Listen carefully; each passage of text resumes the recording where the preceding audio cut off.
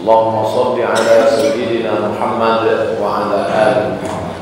Bapak-bapak, ibu-ibu yang dimuliakan Allah, man shallal isya fi jama'atin, siapa yang salat isya berjamaah, maka annama shalla nisfal lail, diberikan keutamaan pahala seperti salat setengah malam. Wa man shalla subha fi jama'atin, siapa yang salat subuh berjamaah, maka annama shallal laila kullah, dapat pahala seperti salat sepanjang malam. Kita sempurnakan isya berjamaah ini dengan besok subuh berjamaah. Mudah-mudahan kita istiqomah insyaallah. Amin. Apa yang membuat orang malas beribadah? Asy-syaitanu ya'idukumul faqra. Setan membisikkan faqra, kurang. Itu setan. Tulis dalam Quran. Asy-syaitanu ya'idukumul faqra. Setan menjanjikan faqra, kurang. Itulah yang membuat orang tak bersedekah. Nanti kalau saya bersedekah 10.000, ini kan kurang. Wallahu ya'idukum maghfiratan minhu wa fadla. Sedangkan Allah menjanjikan ampunan fadla rezeki. Makanya kalau mau masuk masjid, Allahumma ftahli abwaaba rahmatik, bukakan aku pintu rahmatmu. Tapi kalau mau keluar masjid, Allahumma ftahli abwaaba fadlik, bukakan aku pintu rezekimu. Karena selesai sholat, idza qudiyatis shalah, kalau sholat sudah dilaksanakan, fantashiru fil ard, bertebaranlah di atas muka bumi, wabtaghu min fadlillah, carilah karunia Allah, fadlillah. Maka yang diminta, Allahumma ftahli abwaaba fadlik, bukakan kepadaku pintu-pintu rezekimu ya Allah. Setan membisikkan kurang. Kan cuma 10.000, 1 miliar kalau kurang 10.000 dia kurang. Kan cuma 1.000 perak. Orang miskin melihat 1.000 besar, orang kaya melihat 1.000 mestinya kecil. Tapi orang bakhil 100 perak pun besar. Kenapa? Dia dikuasai setan. Setannya mengatakan kurang. Dan yang orang kaya zaman sekarang itu pula kayanya karena hutang. Jadi saya pernah ditunjuk, Pak Ustaz, coba tengok Alphard yang di depan itu. Mantap, itu punya orang kaya tuh Pak. Iya Pak Ustaz, kaya tuh Pak. Kekayaannya katanya sampai 10 M, tapi hutangnya 15. Jadi dia pun tak bisa tidur. 15 miliar tak bisa dia tidur malam. Kenapa? Terkena penyakit insomnia, tak bisa tidur. Nanti kalau yang sana didapat orang tanah, di sana diambil orang ini, tak bisa tidur sampai tak bisa tidur. Kapan dia tidur? Pas hari Jumat, datang dia ke masjid salat Jumat. Tidurnya pun dibantu setan. Bayangkan itu. Tidurnya pun ditolong setan. Kalau tak ada setan nolong dia pun tak bisa tidur. Parah itu hidupnya. Ini orang dibisikkan setan selalu. Kurang. Sudah pengumuman pembebasan tanah semeter 500.000. Dah mau dikeluarkan, kata setan. Jangan. Kalau kau kasih 500.000, jadi kurang. 1 M kurang 500.000, tinggal 999.500.000. Kurang nanti. Nanti kalau sudah ada untung, nanti. Sampai kapan? Walan tanfla fahu illa turab, sampai mulutnya disumbat tanah. Setelah disumbat tanah barulah dia cukup. Sumbat tanah biliang lahat, habislah itu semua. Hidup ini singkat, hidup ini pendek. Tapi kalau salah, maka penyesalannya berkepanjangan. Berapa tahun Pak Ustaz? 63 tahun. Potong masa kanak-kanak 10 tahun, 53 tahun. Itu pun kalau sampai. Saya udah hitung-hitung, insya Allah mati 2040. Saya lahir 1977, kalau 63 tahun 2040. Tapi orang sekarang jarang sampai 63. Baru 40 udah. Banyaklah kawan-kawan saya yang ini kena itu, udah kena ini. Saya pun tak lama lagi nampak. Tapi orang Islam itu tak perlu bersedih. Andai malam ini mati, ya bagus, dosa berhenti. Andai besok pagi hidup, alhamdulillah bisa amal soleh. Kalau besok pagi hidup, besok malam kita pengajian. Besok malam di Bapak Ibu yang mau hadir silakan Pangkalan Kerinci. Kalau hidup besok pagi, besok malam kita pengajian. Andai mati malam ini, ya besok pagi Bapak sholatkan saya. Selesai.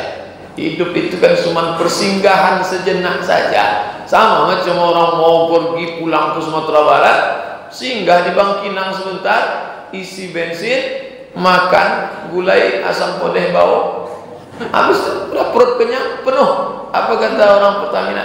Full, berangkat. Asal penuh berangkat. Pokoknya asal penuh berangkat. Bahasa Arab itu penuh, itu bahasa Arabnya wafat. Wafat artinya penuh. Asal sudah penuh melimpah. Nah, jadi Ustaz Somad gimana ceritanya? Udah penuh. Asal udah penuh udah lewat saja. Kalau belum penuh tak akan tumpah. Lan tamutan nafsun, tidak akan ada orang mati qabla an tastakmil rizqaha wa ajalaha, sampai rezekinya penuh. Jadi jangan takut sama rezeki. Sebelum penuh tak akan mati.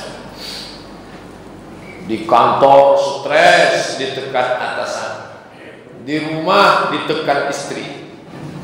Di jalan ditangkap polisi. Stres. Orang kalau sudah stres menengok Coca-Cola, menengok Baygon, macam Coca-Cola. Diminum Baygon. Menganggap hidup ini tak ada gunanya. Langsung ambil HP, buka Facebook. Selamat tinggal kehidupan. Diri. Begitu ditengok orang mulut berbuih enggak? Baygon. Rupanya ada yang pandai. Dituangnya SKM, susu kental manis. Itu kalau dituang SKM, cobalah tuangkan SKM ke sini, airnya tumpah, susunya ke bawah. Begitu juga dengan Baygon. Kalau dituang SKM, susu perut, Baygonnya tumpah. Begitu bangun, aku sudah mati. Kamu lagi. Tak mati. Yang satu lagi mau bunuh diri, buka Baygon. Habis rupanya. Masuk ke kamar mandi, tak ada Baygon, super pel. Tak mati juga. Kalau memang belum mati, kata Allah, tak mati. Sengaja nyebrang tak nengok lampu merah, tak mati. Sengaja Ustaz dipanggil, Ustaz tolong ke rumah sebentar, ada apa nih? Orang tua kami itu sudah mau mati, tolong Ustaz doa. Doanya doa sehat, tak usah doa sehat, doa mati. Ya Allah, kami sudah lama menengok dia tersiksa, ya Allah. Kalau memang kematian lebih baik bagi dia, matikanlah dia secepatnya. Besok pagi sehat. Berapa banyak orang didoakan mati, tak mati-mati. Minta mati, matikan aku ya Allah, tak mati-mati. Kalau memang rezeki belum penuh, tak akan mati. Itu janji Allah. Wa ma min dabbatin fil ardi illa 'ala Allah rizquha. Semua yang melata di atas muka bumi Allah ini dijamin rezekinya. Cacing tidak punya mata tapi tetap dapat rezeki. Menurut Imam Al-Jahiz, cacing kita ada mata. Bagi adik-adik yang mau meneliti, coba teliti. Tak ada mata. Tapi tak ada cacing yang mati yang tak punya mata. Tetap hidup. Cicak tak bisa terbang, hidupnya pula terbalik. Dia menengok dunia ini terbalik ya cicak. Tapi makanannya pesawat Boeing 747. Untuk ditangkap, makan juga ini. Bayangkan itu. Karena Allah sudah menjamin rezeki, maka tanamkanlah ke anak-anak kita. Hai anakku, Jangan kau ambil yang haram, karena Allah sudah menyediakan kau yang halal. Kadang tak sabar dia, padahal tak jauh lagi ada yang halal di sana. Tinggal dia berjalan 3 langkah lagi ada yang halal, tapi karena dia tak sabar, diambilnya yang haram. Ya Allah, padahal kalau kau sabar sedikit saja, kau dapatkan yang halal. Tapi rezeki tak turun dari langit, dia mesti dijolok ke atas. Wa muzi ilaiki bi jir'in nakhlati, goncangkan pangkal batang pohon korma, tusakit alaiki rutaban janiya, akan gugur buah korma dari atas. Goncangkan pangkal korma itu, baru gugur dia dari atas. Bukan kau minta, ya Allah gugurkanlah korma ini, digoncang baru dia gugur. Allah tidak menyuruh Hajar berdoa, ya Allah turunkanlah air hujan, keluarkanlah air mancur dari tanah. Dan Allah membiarkan dia berjalan dari Safa ke Marwah, dari Marwah ke Safa, dari Safa ke Marwah, sampai akhirnya, hai Hajar, bukan tapak kakimu itu yang mengeluarkan air, tapi tapak kaki anak kecil yang belum pandai berjalan, tapak kaki Ismail alaihissalam. Zamzami, Zamzami, Zamzami, berkumpullah wahai air berkat usaha Hajar. Itulah yang kita minum hari ini. Allahumma inni as'aluka ilman nafi'an wa rizqan wasi'an wa shifaan minkum. Kenapa waktu minta air itu rizqan wasi'an? Doa minta minum air Zamzam. Allahumma inni as'aluka ilman nafi'an wa rizqan wasi'an wa shifaan min kulli da'in. Ilmu bermanfaat, rezeki yang luas, dan kesembuhan yang tak mendatangkan penyakit untuk selamanya. Kenapa? Karena di balik cerita air Zamzam itu adalah usaha mencari rezeki yang halal. Yang haram itu kalau dimakan, dia berubah menjadi darah. Darah itu menyembur dari jantung, disemprotkan ke otak. Nasiyatin kadhibatin khati'ah, surat Al-Alaq. Nasiyatin, ubun-ubun, kadhibatin, pendusta, khati'ah, penipu, pembuat dosa. Kenapa disebut dosa itu diubun-ubun? Karena ternyata makanan yang berubah menjadi darah disemprotkan dari jantung ke otak. Otak bagian depan inilah yang memikirkan. Otak kanan, otak kiri, otak belakang. Kalau otak-otak itu lain lagi. Otak depan inilah tempat segala macam pikiran. Nasiyatin, ubun-ubun, kadhibatin, khati'atin. Makanya orang yang makan haram itu pikirannya kotor. Karena menyembur darah yang kotor ke dalam pikiran itu kotor. Jangan kotori anak-anak kita dengan memberi makanan yang kotor. Disuapkan riba, disuapkan riswah, disuapkan. Akhirnya dia tak lagi terbuka. Heran orang tua, bingung saya tengok anak saya ini Pak Ustaz. Kotor aja, cakapnya kotor. Salah siapa? Kita sudah menyuapkan yang kotor-kotor. Kita lah yang merusak memori anak tersebut. Bapak Ibu yang dimuliakan Allah Subhanahu wa taala, kata kawan saya, aku heran nengok si Anwar Iman. Kenapa? Dulu kami waktu sama-sama di pesantren, orangnya baik, pikirannya lurus, tapi sejak dia dapat kursi basah, makan haram, otaknya kotor terus. Setiap Sabtu Ahad pergi ke Batam, Singapura, berzina. Sejak kapan itu? Sejak dia makan haram. Makan haram, pikiran kotor, otak kotor, kerja kotor, payah, tak masuk lagi kaji ke telinga. Malam ini ada anak-anak muda yang pikirannya bersih karena mak bapaknya mengasih dia makanan yang halal. Bapak ibu malam ini menjauhkan diri dari syubhat. Malam ini tahan mendengar pengajian 45 menit sebelum sholat tadi, kita tambah setelah sholat, masih tetap bertahan. Kita akan bahas pula tanya jawab, menengok tebalnya lama. Tapi karena kita makannya halal dan tahan godaan. Zaman dulu kalau ada orang menahan makanan haram, ini hadiah untuk Pak. Lalu kemudian ditengoknya, oh haram, tak jadi saya terima. Orang dulu yang tak mau memakan yang haram itu disebut orangnya takwa, takut kepada Allah. Subhat, samar-samar. Kalau ada orang tak mau memakan yang subhat, orang itu disebut dengan wara.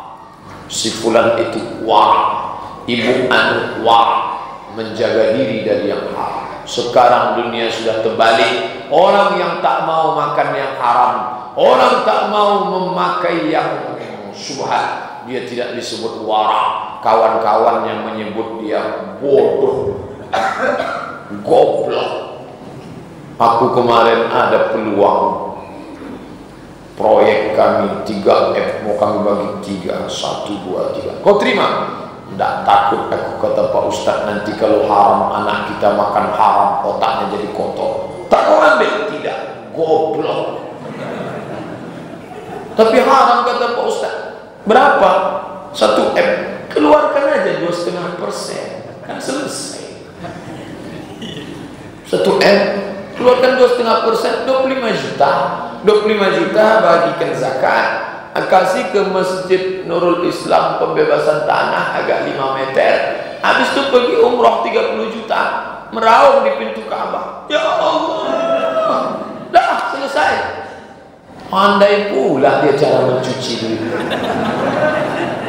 Ini orang bukan mencari kebenaran, tapi beragama itu mencari pembenaran. Ini yang paling banyak sekarang. Orang beragama bukan mencari kebenaran, mencari pembenaran. Kalau ada orang diuji dengan lapar, sabar. Diuji dengan susah, sabar. Itu yang tadi kita baca rakaat pertama. Alladzina idza asabatkum musibah, ketika mereka diuji dengan musibah, qalu artinya mereka berkata, bukan mereka keluar. Mereka berkata, inna lillahi wa inna ilaihi raji'un. Diuji dengan mati, sabar. Diuji dengan sakit, sabar. Diuji dengan kehilangan, sabar. Tapi banyak orang yang tak sabar ketika diuji dengan rezeki melimpah, diuji dengan badan sehat. Berapa banyak yang malam ini diuji dengan badan sehat, dia duduk santai di rumah sambil nonton sinetron, ketawa cekik. Oh, ini minum di toples. Tapi bapak ibu malam ini lulus. Kalau diuji dia sakit, duduk di rumah sakit. Oh, betul tasbih. Subhanallah. Datang kita menjenguk, apa kabar Pak? Kita udah bagus datang jenguk, dia mau nanya, tak mau dia tak mau putus. Begitu sehat.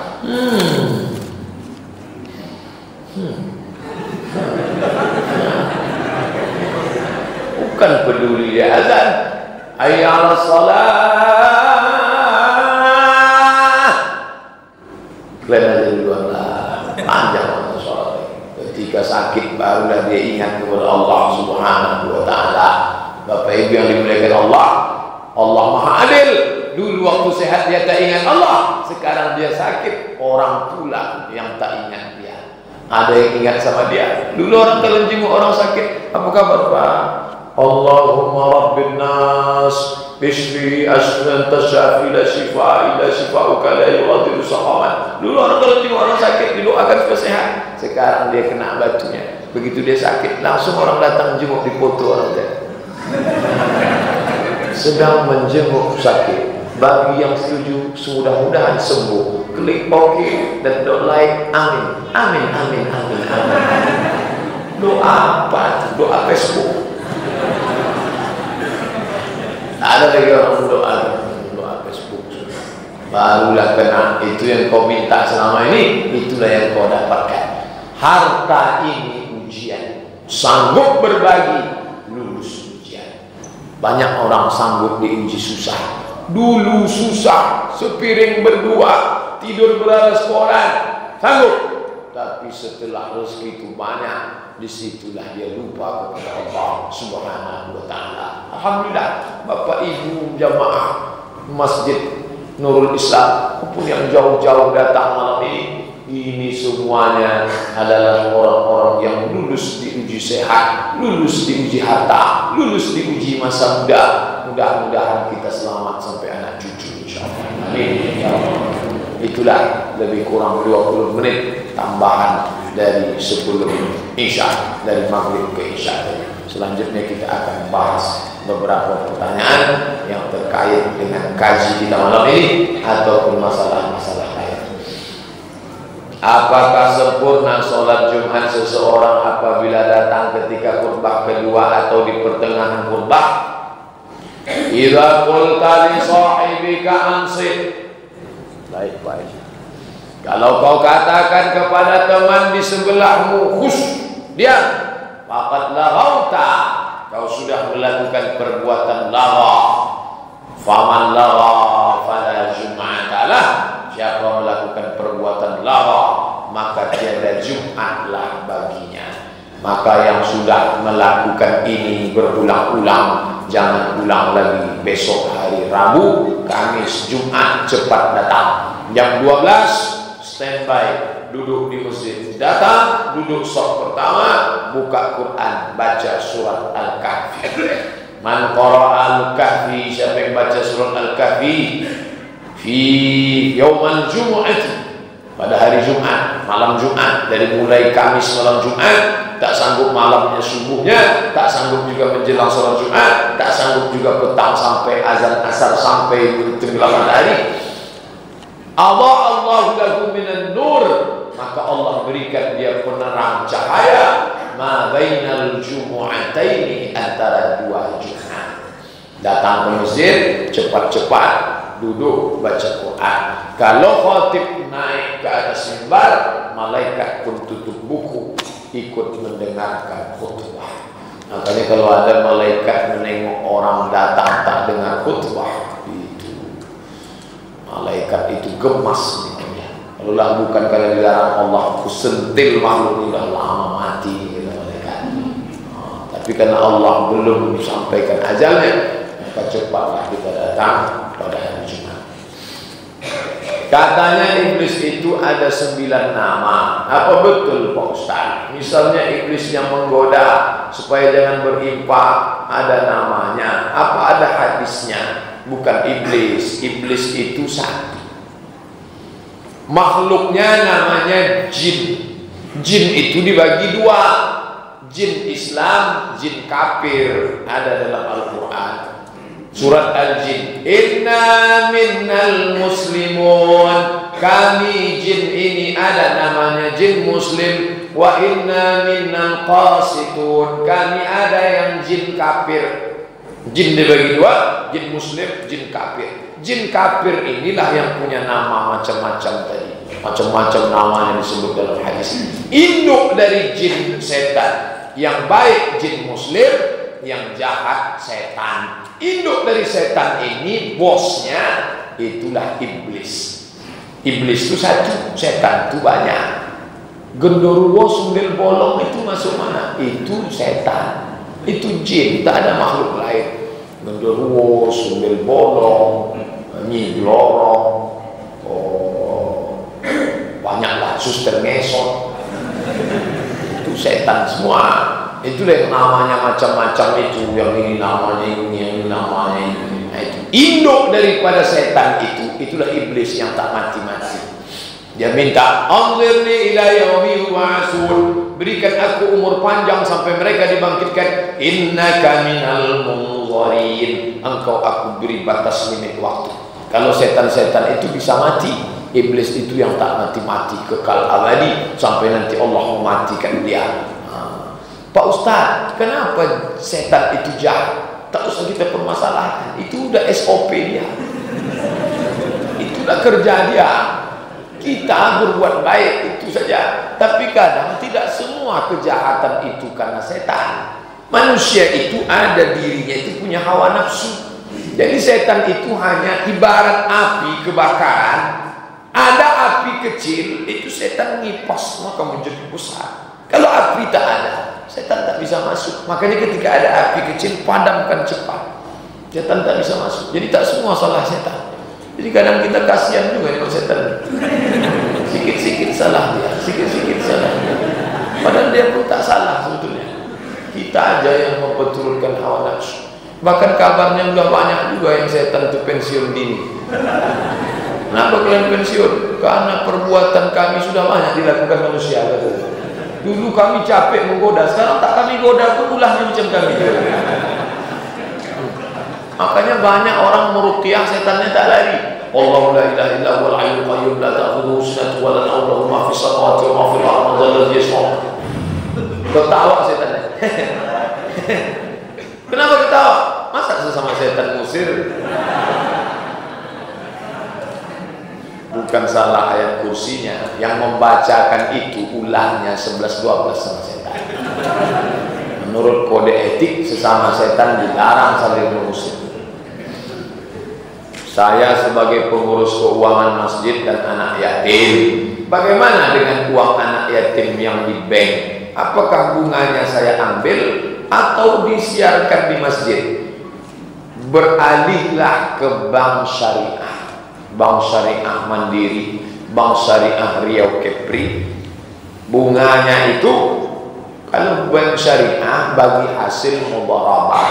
Nah, ini bagi yang bank syariah. Tapi kalau meletakkannya di bank konvensional, andai dapat untung, maka menurut para ulama bunga yang diperoleh itu diserahkan ke lembaga yang dinikmati orang banyak, panti jompo, yatim, masjid. Tapi niatnya bukan niat sedekah, karena tak bisa mencuci kain pakai air najis. Maka niatnya mengembalikan uang umat kepada umat. Misalnya tabungan bapak 1M, dapat bunganya 10 juta. Nah, itu jangan diambil, serahkanlah. Kalau dimakan haram, dibuang pun haram. Maka kata Syekh Yusuf Al-Qaradawi dalam kitab Fatawa Mu'asirah, fatwa kontemporer, serahkanlah ke lembaga yang dinikmati orang banyak, panti jompo, rumah yatim, anak tak mampu, termasuk ke masjid. Niatnya bukan niat sedekah, mengembalikan uang umat untuk umat. Ini sikap kepada bunga bank konvensional. Kalau sedang azan hari Jumat, kita masuk masjid atau sholat tahiyatul masjid, atau tunggu azan selesai baru sholat tahiyatul masjid. Tunggu azan selesai. Selama azan itu kita jawab azan. Allahu Akbar, Allahu Akbar, Allahu Akbar. Hayya 'alas shalah. La haula wa la quwwata illa billah. Asyhadu anna Muhammadar Rasulullah. Allahumma shalli ala sayyidina Muhammad. Asyhadu anna Muhammadar Rasulullah. Selesai baca doa. Allahumma rabb hadhihi da'wati tammati was salati al-qa'imah. Ati sayyidina Muhammadan al-wasilata wal fadilah wasyarafa wad darajata al-'aliyata ar-rafi'ah. Allahumma maqaman dari alladhi wa'adta innaka la tukhliful mi'ad. Siapa yang menyambut seruan azan ditutup dengan doa wasilah, halat lahu syafaati yaumal qiyamah, layaklah dia mendapatkan syafaatku pada hari kiamat. Itulah dalil menunggu azan selesai. Bacaan takbir shadaqa wa'dah, shadaqa wa'dah atau shadaqa wa'dah, mana yang benar Pak Ustaz? Shadaqa wa'dah, shadaqa wa'dah, sadaqallahul azim, shadaqa wa'dah. Maka itu riwayat dari dulu, bacaan itu tak berubah. Maka ada beberapa kaedah bahasa yang menurut orang belajar nahwu kata dia salah, tapi sebetulnya nahwunya tak salah. Dia aja yang pemahamannya baru sejengkal. Kalau galah panjang sejengkal jangan laut, hendak diduga. Tanazzalul malaikatu warruh, itu secara bahasa salah tuh.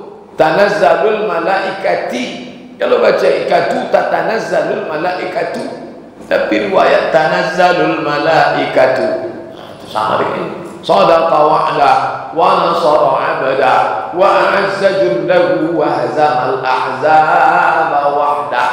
Nah, ini tentang bacaan ini. Bacaan penutup doa mana yang betul? Subhanaka rabbil izzati atau subhana rabbika rabbil izzati. Kalau subhanaka, maha suci engkau ya Allah, rabbil izzati, Tuhan yang maha agung. Kalau saya katakan subhana rabbika, maha suci Tuhanmu, Tuhan engkau, wahai hamba Allah. Dua-duanya betul. Subhanaka, maha suci engkau ya Allah. Subhana rabbika, maha suci Tuhanmu, wahai saudaraku, maha suci Tuhan kita. Dua-dua kalimatnya betul, tak ada yang salah. Subhana rabbika rabbil izzati amma yasifun wa salamun alal mursalin walhamdulillahi rabbil alamin. Mengapa dikatakan Allah itu suci? Karena ada orang yang mengotori Allah. Baju suci karena dikotori, disucikan. Taplak meja kotor, disucikan. Memangnya Allah itu siapa yang mengotori? Mereka mengatakan Allah itu punya anak, nama anaknya Yesus Kristus. Allah punya bini, nama bininya Santa Maria. Maka kita katakan Allah maha suci. Subhana rabbika rabbil izzati amma yasifun. Maha suci Allah dari sifat-sifat yang mereka sebutkan mengotori Allah. Subhana rabbika rabbil izzati amma yasifun wa salamun alal mursalin walhamdulillahi rabbil alamin. Apa hukum bagi seorang yang mengenakan parfum alkohol pada kulit saat sholat? Alkohol terbagi dua. Alkohol dari buah, kalau diperas anggur, dimasukkan ke dalam botol, ditutup selama seminggu, terjadi fermentasi, muncul barang baru di dalam, disebut dengan alkohol dari anggur. Yang satu lagi dari babi. Yang masuk ke dalam parfum itu, apakah alkohol dari anggur atau dari babi? Alkohol dari babi. Alkohol nabati, bukan hewan. Alkohol hewan dari babi. Kenapa bukan dari anggur? Karena yang dari anggur itu mahal. Maka yang murah itu dari babi, karena babi anaknya banyak. Kalau kambing anaknya 2, kalau babi anaknya 13. Makanya angka 13 itu angka sial. Karena babi itu puting susunya 12, lahir anaknya 13, yang satu tak dapat susu. Maka disebut angka sial. Banyak, makanya murah. Daging babi lebih murah daripada daging kambing. Termasuklah ini alkohol yang dari babi ini. Jadi kalau 1 ton bunga mawar, 1 ton bunga mawar itu dipres menjadi 1 gelas parfum. Itu yang asli, macam madu, disulik, kental, wangi luar biasa. Bagaimana supaya dia bisa menjadi banyak? Dicampur dengan alkohol, dimasukkan ke botol kecil. Setetes bunga mawar tadi, itulah yang wangi luar biasa. Yang membuatnya banyak itu tambah alkohol. Makanya ketika di sini sejuknya, sejuk. Jadi orang yang pakai alkohol itu ada babi di setetes. Letak babi, babi, babi, babi, babi. Macam mana babi mau diterima Allah? Rabbana atina. Babi berdoa tak diterima Allah. Jangan lagi pakai parfum alkohol. Kalau ada Pak Ustaz, campakkan, jangan kasih ke orang. Nanti orang yang bersedekah parfum alkohol sama dengan sedekah babi. Ini aku mau sedekah babinya. Apa yang harus kita lakukan mengingat pada zaman sekarang banyak sekali kelompok-kelompok yang mengatasnamakan Islam. Banyak juga cemehan dari non-muslim terhadap Islam. Apa tanggapan Ustaz terhadap ancaman ISIS dan yang lainnya dalam melancurkan ideologi umat Islam seperti saat sekarang ini? Banyak-banyak ngaji kepada Ustaz yang terpercaya keilmuannya, diyakini amalannya. Kita di Pekanbaru ini punya tiang-tiang tonggak-tonggak yang kuat, punya tiang-tiang yang kokoh. Datang ke pengajian Dr. Mawardi Muhammad Saleh, kajian fikih 13 tahun di Madinah, S1, S2, S3. Datang ke pengajian Dr. Mustafa Umar, pakar tafsir, 14 tahun mengkaji tafsir, datang ke pengajian Ustadz Sayyidul Amin Filsafat, datang ke pengajian Ustadz Iskandar Arnel Filsafat dari McGill University, tapi lurus orangnya, datang ke pengajian Dr. Masyhuri Umar. Pokoknya kita tak kekurangan alim ulama di Pekanbaru ini. Jadi kalau ada orang Pekanbaru ikut aliran sesat, itu sama dengan ayam mati di lumbung padi. Kecuali tinggal di Papua, itu masuk akal. Orang Papua, kenapa kau sesat? Tak ada ustaz. Jangankan ustaz, celana panjang aja payah. Tapi di Pekanbaru, ustaz pengajian full Masjid Agung An-Nur. Datang, ikuti, tak paham tulis, tanya. Pak Ustaz, saya kalau nanya pakai tulisan rasanya tak enak. Saya mau nanya 4 mata sama Pak Ustaz. Jangankan 4 mata, 3 pun bisa. Bisa, maka mengaji. Ada pun yang ikut-ikut Gafatar, ikut ISIS, ikut Syiah, itu orang malas ngaji. Kalau dia ikut ngaji, insya Allah datang Ustaz, Ustaz Samsudin Muir, ahli fikih, Ustaz Masriyadi Hasan, banyak sekali Ustaz kita. Bapak Ibu yang ragu, tuliskan, kami punya masalah ini, antar ke kantor MUI. Setiap minggu ada sidang, nanti kami dipanggil di sidang, nanti bagikan fatwa. Kalau kita masbuk baca Al-Fatihah langsung atau iftitah dulu.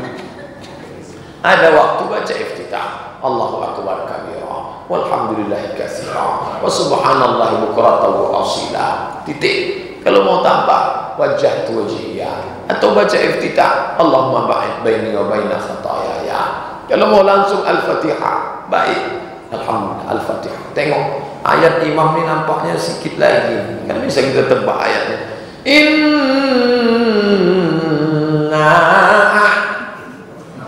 Itu jangan baca iftitah, pendek itu. Langsung baca iftitah. Bisa ditebak. Apakah sesat akidah yang mengatakan Allah bersemayam di atas arsy?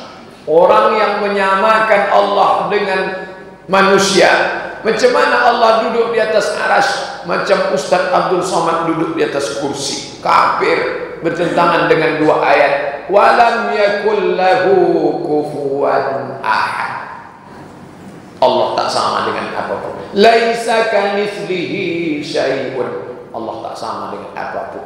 Lalu apa makna Ar-Rahman 'alal arsy istawa? Allah duduk di atas arsy. Kalangan salafus saleh mengatakan makna ayat ini, mereka tak mau jawab. Datang orang ke Imam Malik. Imam Malik, ya, apa makna Allah duduk di atas arsy? Al-istiwa maklum, duduk di atas kursi semua orang tahu. Wal kaifiyatu majhulah, bagaimana Allah duduk di atas arsy tak ada orang yang tahu. Al-imanu bihi wajib, beriman kepada ayat itu wajib. Wasu'alu anhu bid'ah, menanyakan tentang itu bid'ah. Wa kullu bid'atin dhalalah wa kullu dhalalatin finnar.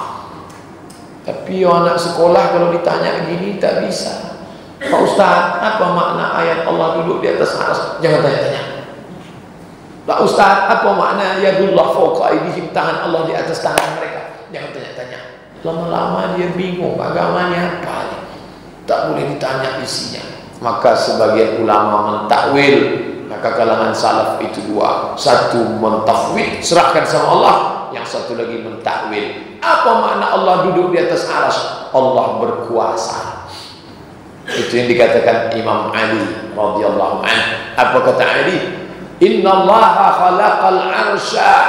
Allah menciptakan arsy izharan liqudratihi, untuk menunjukkan kuasanya. Walam yattakhizhu makanan li nafsihi, bukan untuk menyatakan tempat duduknya. Bapak Doktorandus Haji Herman Abdullah MM duduk di atas singgasana wali kota selama 2 periode. Apakah maknanya dia duduk di atas kursi 10 tahun? Bukan, artinya dia berkuasa. Itu makna ayat itu. Jadi memahami ayat-ayat mutasyabihat 2. Yang pertama, serahkan maknanya pada Allah. Yang kedua, takwil. Adapun menyamakan Allah dengan makhluk, batil, tak boleh. Kelompok Mujassimah menyamakan Allah dengan makhluk, batal. laisa kamitslihi syai'un wa huwas samiul basir. Seandainya kita sholat, tiba-tiba kaki kita diinjak anak kecil yang belum dikhitan, apakah sholat kita batal? Tak batal. Anak kecil yang belum dikhitan itu, yang jadi masalah ujung senapan angin itu saja. Karena di situ ada kulit yang belum dipotong, namanya kulfah. Yang kulit di dalam itu namanya hasyafah. Ada najis di situ. Najisnya di situ, bukan di kaki dia.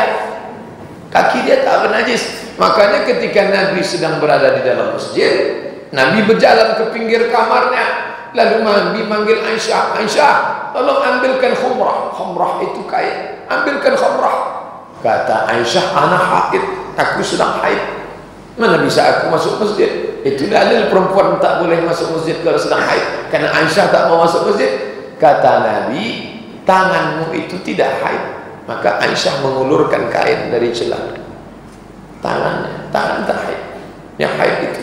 Oleh sebab itu maka dirinya, maka tangan, kaki orang anak kecil itu, maka dia tidak najis. Najis itu terletak pada kalau gitu perempuan berhalangan boleh masuk masjid. Kalau kemaluannya bisa ditinggalkannya di luar.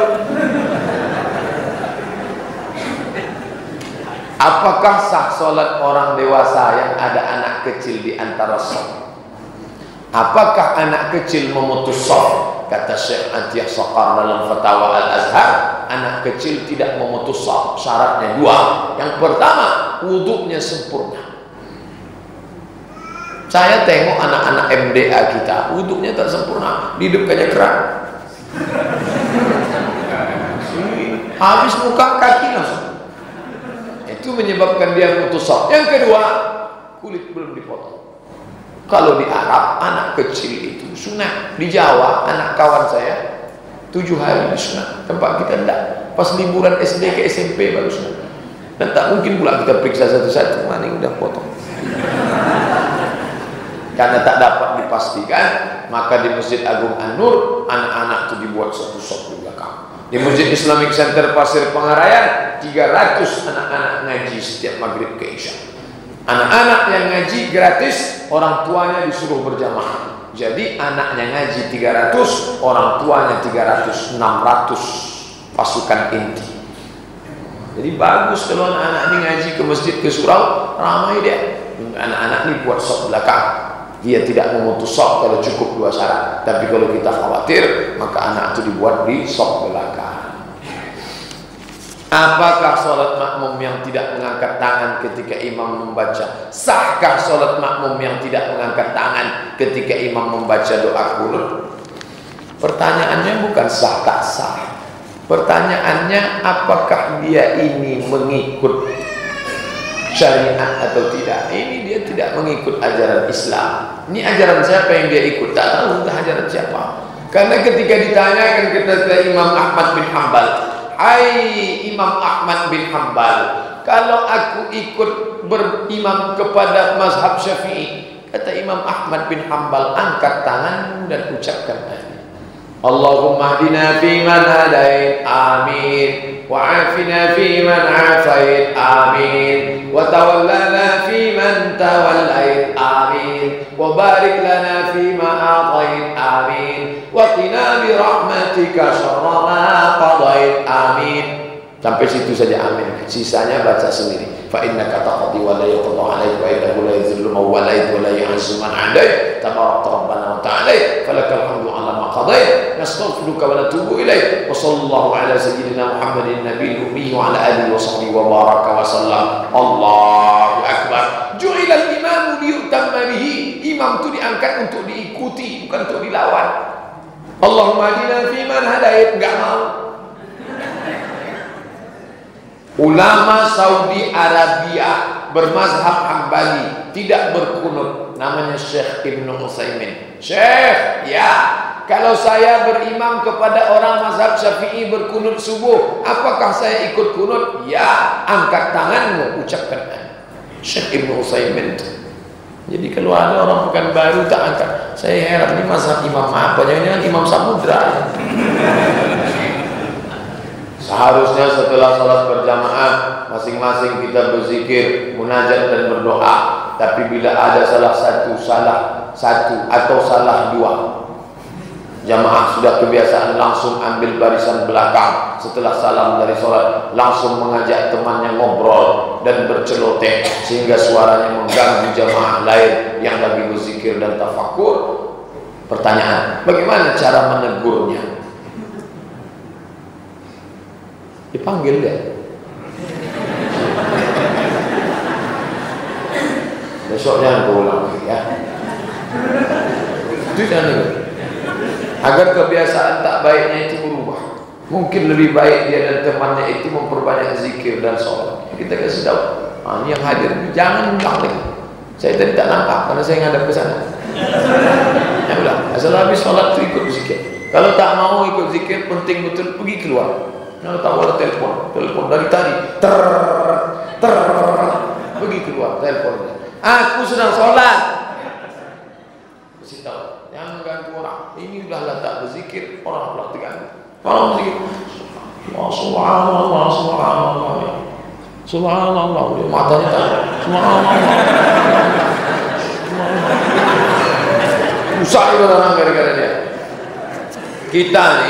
Kita ni dalam beribadah ni, kalau bisa ajak orang, kalau tak bisa mengajak orang, paling tidak jangan mengganggu orang.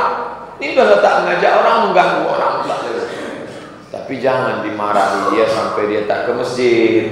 Ini udahlah yang ke masjid ni sikit, berkelahi pula. Jangan ke masjid lagi. Oh jangan. Dia udah mau ke masjid tu, alhamdulillah. Wa man azlamu mimman mana'a masajidallah. Tak ada orang yang lebih zalim daripada orang yang melarang orang ke masjid rumah Allah. Kasih tahu dia dengan janganlah itu. Sekarang ni orang dah mau ke masjid tu dah, alhamdulillah. Daripada dia main gaplek, sabu-sabu, daripada dia ke karaoke. Di zaman Umar bin Khattab menjadi khalifah, pernah Amr bin As ingin mendirikan masjid, tapi dengan menggusur rumah seorang Yahudi tua. Dan Umar memerintahkan Amr bin As untuk berbuat adil dan tidak menggusur rumah Yahudi itu. Bagaimana seandainya ada perluasan masjid yang menggusur rumah warga, tapi keluarga dari yang punya rumah banyak yang tak setuju, hanya sedikit yang setuju. Wa amruhum syura bainahum. Orang-orang beriman itu bermusyawarah, tak ada yang tak selesai. Musyawarah. Adapun masalah rambut sama hitam hati macam-macam, duduk musyawarah. Inilah godaan setan. Kalau dipertahankan juga tanah masih luas lagi, musyawarah bersama. Yang namanya ada di dalam jamaah itu menanduk ke depan, menyipak ke belakang, mengikut ke kiri, itu tetap ada. Dalam pasukan kaum muslimin ada di sana ada Ubay bin Salul, kelompok munafikin, merusak sana merusak sini. Dan di tempat kita pun ada itu cekcok antar pengurus jamaah masjid, keluarga. Kadang keluarganya baik, bapak baik, ibu baik, anaknya. Sedangkan dalam keluarga kecil aja, apalagi keluarga besar ini, selesaikan dengan baik. Bagaimana menyelesaikan? Pak Ustaz, duduk bersama tokoh masyarakat, alim ulama, pengurus masjid, musyawarahkan dengan baik. Menarik rambut dalam tepung, rambut tertarik, tepung tak rusak. Jangan gara-gara nila tertitik rusak susu sederhana. Ini yang baik-baik. Ini ujian kebaikan. Pusing saya Pak Ustaz, jadi pengurus masjid ini banyak betul masalah. Hidup di tempat masalah. Kalau tak mau masalah, keluar dari dunia. Dunia di tempat masalah. Nanti setelah Israel datang baru selesai masalah. Itu pun muncul masalah baru, mungkar nakir. Selesai masalah azab kubur, datang masalah titian siratal mustaqim. Ketika sudah masuk dalam surga, barulah kita selesai. Wa adkhilnal jannata darassalam. Selesai. Game is over. Disitulah baru kenikmatan yang kekal abadi. Sekarang sudah ada salon-salon sulam bibir, sulam alis. Sekarang wanita Islam sudah ada yang menyulam bibir, menyulam alis. Ada juga yang mencukur habis kedua mata agar bisa dilukis dengan pixel. Apa hukumnya Pak Ustaz? Hadis riwayat Abdullah bin Mas'ud radhiyallahu anhu, la'anallahu al-washiman. Allah melaknat tukang buat tato. Wal mutashiman, orang minta buatkan tato. Wal mutanammisat, mencabut dan mencukur bulu mata. Wal mutafallijat, menjarangkan gigi. Wal mughayyirat, merubah ciptaan Allah. Dan setan, wala umanniyanna innahum, kubuat mereka berangan-angan. Orang yang sudah kecanduan operasi plastik, dia sampai mati tak akan berhenti. Kenapa? Setan membuat dia berangan-angan. Kau cantik, kau cantik, kau cantik, kau cantik. Kau cukur itu sedikit, kau nampak cantik. Kau tanam itu sedikit, nampak cantik. Sudah tahu orang Indonesia pesek, yang ditonton Joda Akbar, hidup mati. Masukkan, subhanallah, masya Allah. Orang yang operasi plastik bentuknya sama. Seluruh Indonesia. Kalau Bapak tengok nanti orang mirip, itu hasil operasi plastik. Sama wajah. Sama. Yang hidung kena, dagu kena. Mancungnya sebentar aja 2 bulan, habis itu turun lagi. Hidung turun, dagu turun. Pas macam mak lampir. Tak lama.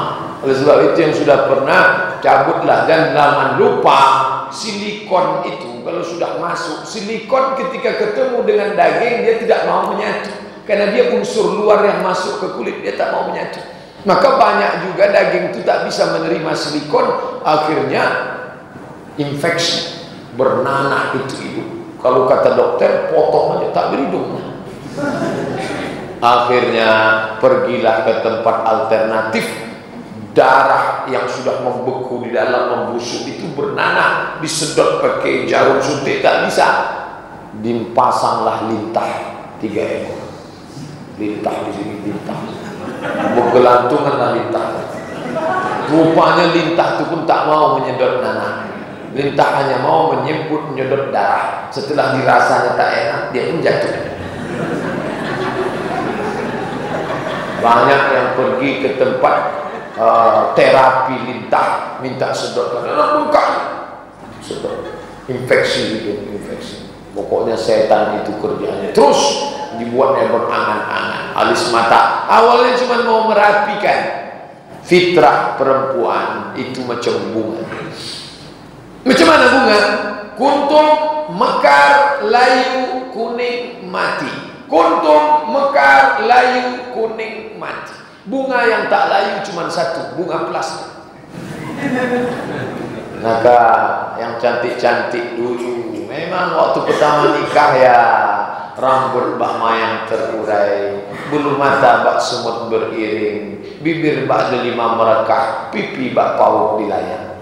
Begitu kata orang Melayu. Tapi setelah beranak 2, 3, 20 tahun pernikahan, menengok wajah di kaca, ya Allah, bulu mata tak lagi macam semut beriring, macam PNS bubar barisan. Akhirnya dia ambillah, awak pula udah tua, menggeletak, dipotonglah alis mata tadi. Salah potong sana, habis. Mana nih? Untunglah nampak whiteboard. Ada pula spidol suami. Spidol tuh. Alhamdulillah, datang kawan. Jadi kita pergi undangan. Ini udah siap kita ke hotel Mutiara Merdeka. Ayo ya, sampai ke sana. Rupanya mati lampu, AC mati, pas berkeringat, luntur spidol. Ambil tisu, orang menengok, orang senyum, orang dah lain dah senyum. Dia tetap juga senyum. Orang senyum, kita senyum, yang disenyumkan orang tidak. Sampai ke mobil tengok, dia pun takut. Balik ke rumah, ketuk pintu. Assalamualaikum, bang, buka pintu bang. Abang buka pintu, tengok. Allah la ilaha illallah. Mana pergi, orang bini awak balik. Siaplah menerima istri apa adanya, dan istri siap menerima perubahan. Ini baik pengantin lama maupun pengantin baru. Ini penting, karena kalau tidak, inilah godaan luar biasa. Duit banyak, salon. Jangan. Pakar kecantikan mengatakan perempuan itu cantik bukan karena faktor eksternal yang luar ini, tapi dari dalam. Kecantikan dari dalam, karena tahajudnya, karena zikirnya, karena cahaya iman. Itulah yang disebut dengan inner beauty. Kecantikan dari dalam, kena bekas air wudhunya. Saya banyak ketemu orang tetap cantik walaupun tua. Oh, Ustaz suka nih menggantikan orang. Karena kelembutan, keikhlasan. Tak ada make up. Tak ada nek, polos, tapi bersih. Kenapa? Cahaya ibadah. Orang yang tahajud malam banyak beribadah, maka menampilkan cahaya pada wajah. Itu janji Allah SWT. Simahum fi wujuhihim min atharis sujud. Anak berbekas pada cahaya. Jadi tak perlu itu sujud.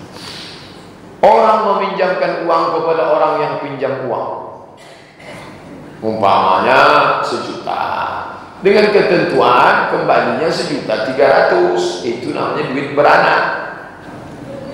Apa hukumnya Pak Ustaz? Riba.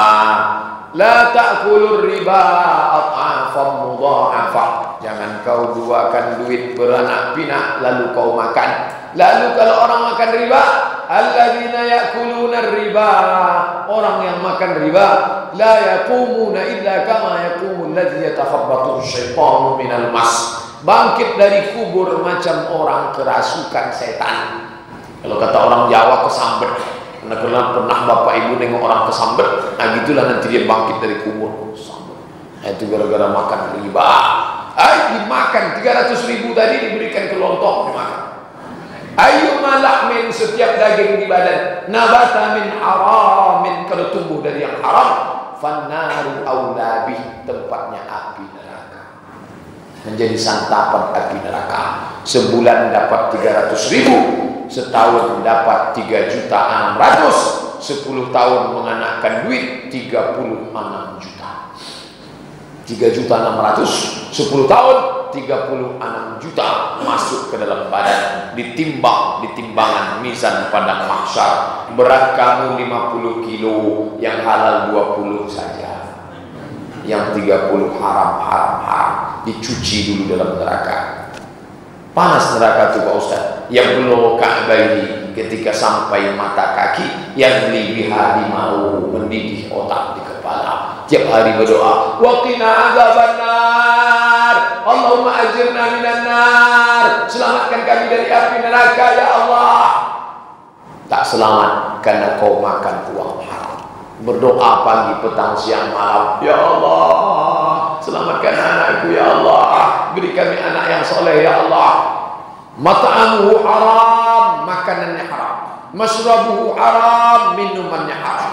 Malbasuhu haram, pakaiannya haram. Wa ghudhiya bil haram, disuapkannya yang haram ke anak bini. Anna yustajabu lah, apakah mungkin doanya dikabulkan Allah? Tak mungkin. Hati-hati. Mensolatkan jenazah adalah kewajiban umat Islam. Orang yang mati bunuh diri menurut Rasulullah tak perlu disolatkan. Bagaimana sikap kita yang hadir? Apakah kita harus mensolatkan jenazah? Orang yang mati bunuh diri tetap disolatkan. Tapi Nabi tak ikut solat. Nabi tak ikut solat, tapi sahabat yang solat Nabi tak larang. Menurut sepakat ulama ahlu sunnah, Nabi tak solat sebagai teguran, lizzajri, zajran, teguran. Tapi sahabat tetap solat, Nabi biarkan. Itu maknanya fardu kifayah tidak gugur bagi yang bunuh diri, tetap kita solatkan, tetap dikafankan, tetap dimakamkan di pemakaman kaum muslimin. Nabi tak ikut solat bukan karena tak boleh solat, tapi Nabi ingin memberikan teguran keras, tapi sahabat Nabi tetap ikut menyolatkan. Begitu hadis lengkapnya, jangan dipotong. Kecuali beberapa hari sebelum bunuh diri itu dia murtad. Saya tak percaya kepada Tuhan, dan menyaksikan cakapnya direkam, maka kalau dia mati, dia tidak disolatkan, bukan karena bunuh dirinya, tapi karena dia murtad sebelum beberapa hari sebelum bunuh diri itu.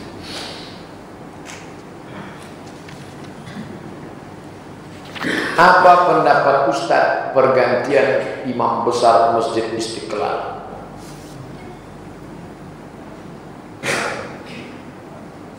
Ini sudah terjawab. Imam besar Masjid Istiqlal Kiai Haji Adi Mustafa Yaqub, S1 dari Al-Azhar Mesir, S2 dari Riyadh Universitas Imam Muhammad Ibnu Saud, murid langsung dari ulama besar ahli hadis Syekh Mustafa Al-A'zami, MM A'zami, Muhammad Mustafa A'zami, dan dia punya sekolah hadis di Jakarta namanya Darus Sunnah. Keras terhadap Syiah, tak ada tawar menawar, keras terhadap liberal, Walaupun dia orang NU Nahdlatul Ulama, sekarang diganti dengan Nasaruddin Umar yang pro terhadap aliran-aliran sesat. Jangan lupa, Nasaruddin Umar pernah diundang ke Padepokan Anand Krishna dan dia jadi imam sholat di Padepokan Anand Krishna. Anand Krishna itu yang ditangkap karena pelecehan seksual, yang mengajarkan yoga, yang mengajarkan pluralisme agama. Ini bermasalah. Kenapa diangkat orang-orang seperti ini? Karena inilah yang bisa berkompromi dengan kekuasaan yang batil. Ini kiamat kecil sedang terjadi. Hati-hati. Pusat tak bisa kita atur, tapi bukan baru nih. Jangan sampai orang-orang liberal, orang-orang pro Syiah menguasai masjid-masjid kita. Gerakan dari bawah perlu. Umat Islam bukan baru, perlu peduli. Jangan hanya peduli pada urusan rumah tangga, urusan masjid kita juga. Jakarta terlalu jauh. Ini cukuplah menjadi tanggung jawab mereka yang ada di sana. Ini beban Habib Rizik dari FPI di Jakarta, ulama-ulama habaib di Jakarta, tokoh-tokoh di Jakarta. Kita di sini kita jaga pula. Tapi anak-anak muda yang peduli membaca berita, mengikuti, ini orang bermasalah. Ini ke depan orang-orang Syiah leluasa nanti ke Istiqlal. Karena dulu mereka kalau mau ceramah dihadang oleh Kiai Haji Ali Mustafa Yaakob karena dia istiqomah. Ali Mustafa Yaakob dituduh Wahabi gara-gara membenci Syiah.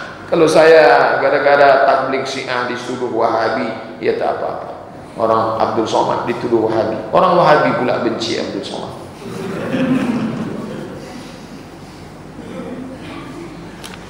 Habis, sudah terjawab. Itulah kaji kita malam ini. Mudah-mudahan ada manfaatnya. Buah dari pengajian adalah berubah nama. Itu. Setelah ngaji jadi pandai dalil, hanya sekedar ngomong dalil, berkelahi dalil. Bukan itu isi pengajian. Isi pengajian itu hati lembut, amal berubah, menjadi rajin beribadah, ibadah harta, ibadah badan. Mari kita beramal ibadah. Jangan lupa doakan supaya kita semua mati istiqomah dalam la ilaha illallah Muhammad Rasulullah ala hazihi niyah wa kulli niyatin salihah. Al-Fatihah. A'udzubillahi minasyaitonir rajim.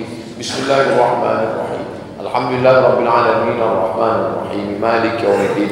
Iyyaka na'budu wa iyyaka nasta'in. Shiratal mustaqim shiratal ladzina an'amta 'alaihim ghairil maghdubi 'alaihim waladdallin. Amin. La tada' lana dzamban illa ghafarta. Segala dosa kami ampunilah ya Allah. Wala 'aiban illa satarta. Segala cacat kami tutupilah ya Allah. Wala musafiran illa wasalta. Saudara kami yang musafir mencari nafkah yang halal, sampaikan ke tujuannya ya Allah. Wala maridan illa syafaita. Saudara kami yang kau uji dengan sakit terbaring di rumah sakit, berikan mereka kesembuhan ya Allah. Wala mayitan illa rahimta. Saudara kami yang sudah mendahului kami, curahkan rahmat kasih sayangmu kepada mereka ya Allah. Wala hajatan min hawaijid dunya wal akhirah. Segala hajat kami hajat di dunia dan akhirat. Laka ridha wa lana fiha salah. Engkau ridha dengan hajat kami itu, baik hajat kami itu untuk dunia akhirat kami. Illa yassartaha wa qadaitaha. Mudahkanlah segala urusan kami ya Allah. Allahumma la sahla, tak ada yang mudah illa ma ja'altahu sahla, kecuali engkau menjadikannya mudah. Wa anta taj'alul hazana idza syi'ta sahla. Kalau engkau berkehendak maka segala yang sulit menjadi mudah. Fasahhil lana umurana. Mudahkanlah segala urusan kami. Allahumma khtim lana bi husnil khatimah. Tutup umur kami dengan husnul khatimah. Wala takhtim alaina bisu'il khatimah. Jangan kau tutup umur kami dengan su'ul khatimah. Allahumma ja'al akhira kalamina 'inda intihai ajalina. Jadikanlah ucapan terakhir kami ketika ajal kami sampai, la ilaha illallah. Allahumma ja'alna minal mustaqimin. Jadikan kami orang-orang yang istiqamah dalam agama. Allahumma a'inna, tolong kami ala zikrika, supaya selalu berzikir mengingatmu, wa syukrika, supaya selalu bersyukur kepadamu, wa husni ibadatik, supaya selalu beribadah dengan ibadah yang baik kepadamu. Rabbana atina fid dunya hasanah wa fil akhirati hasanah wa qina adzabannar. Subhana rabbika rabbil izzati amma yasifun wa salamun alal mursalin walhamdulillahi rabbil alamin. Taqabbalallahu minkum minna wa minkum. Taqabbal ya karim. Assalamualaikum warahmatullahi wabarakatuh.